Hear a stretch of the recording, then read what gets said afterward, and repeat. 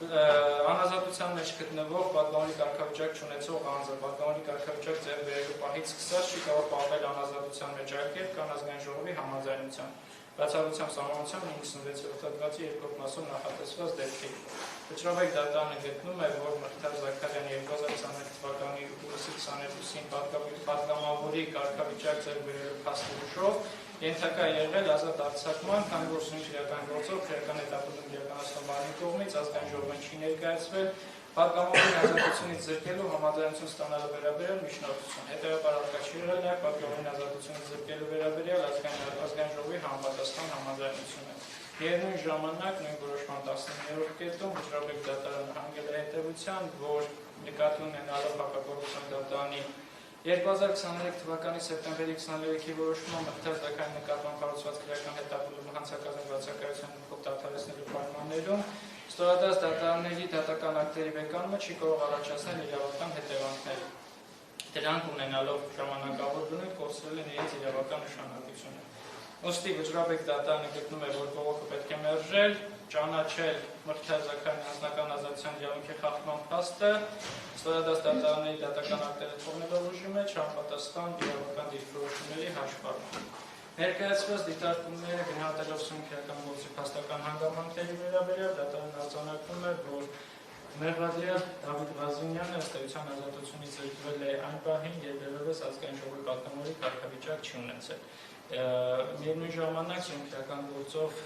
ոլորտի մեղադրական զարգացության հաստատված ուղարկվել է դատարան, վերջինիս նկատմամբ խափամիջոց կիրառված կալանքը շարունակվել է արտահամարել այն պայմաններում, երբ վերջինս արդեն իսկ կենտրոնական դրական հանձնաժողովի կողմից կայացված որոշմամբ ըստ էության ձեռք է բերել պատգամավորի կարգավիճակ 2026 թվականի հուլիսի 22-ի, եթե չեմ սխալվում, կայացված որոշման շրջանակներում։ Հետևաբար այդ տրամաբանությամբ դատարանը գտնում է, որ ներկայացված երկու դիրքորոշումների բարձրագույնացիաների կիրառելի են սույն դեպքի նկատմամբ, եւ դատարանը գտնում է, որ մեղադրյալ Դավիթ Ղազինյանի նկատմամբ կիրառված խափամիջոց կալանքը չի կարող շարունակվել։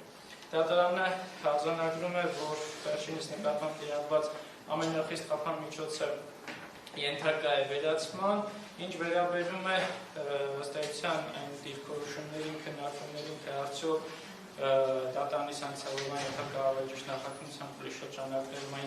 երկու խափամիջոցների տնային կալանքին վարչական հսկողությանը, թե արդյոք դրանք կարող են դիտարկվել անազատության մեջ պահելու շրջանակներում, ապա ըստ էության տնային կալանքի առնչությամբ դիրքորոշումները նույնական են, որևէ առարկություն կողմերը չեն ներկայացրել դրա անազատության մեջ պահելու հետ կապված հանգամանքի, իսկ ինչ վերաբերում է վարչական հսկողությանը, ապա այդ խափամիջոցի վերաբերյալ դիտարկումների հետ կապված դատարանը կիսում է պաշտպանության կողմի մոտեցումը, հաշվի առնելով մի այդ դիրքորոշումները, ինչպես նաև այն հանգամանքը, որ ըստ էության ազատությունը սահմանափակող բնույթ կարող է տրվել այդ խափամիջոցին, եթե կիրառվեն խափամիջոցի սահմանափակումները։ Այս հանգամանքների հաշվառմամբ, ինչպես նաև հաշվի առնելով վերջինիս անդրադառնալով հանգամանքները, բարույթի նախաձեռնումից հետո մինչև խափամիջոցի կիրառումը վերջինիս ազատության մեջ գտնվելու հանգամանքը, այդ ժամանակահատվածում վերջինիս կողմից բարույթի քննության խոչընդոտ հանդիսանալու կամ խոչընդոտորեն ուղղված միջոցներ ձեռնարկելու վերաբերյալ տեղեկատվության բացակայությունը դատարանը գտնում է, որ որևէ այլընտրանքային խափամիջոցի կիրառումը անհրաժեշտություն չի ներկայացնում։ Սա մեղադրյալների նկատմամբ կիրառված խափամիջոցների մասով, ինչպես որոշվել է դատական նիստի սկզբում, այլ հարցադրումների քննություն սույն դատական նիստի շրջանակներում չի իրականացվելու, միևնույն ժամանակ հաշվի առնելով դատական նիստի մասնակցող անձանց բազմաթիվությունը եւ նաեւ բացակայող անձանց առկայությունը, հաջորդ դատական նիստի օրվա ժամի հետ կապված դատարանի աշխատակազմը լրացուցիչ կհամաձայնեցնի։ Դատական նիստը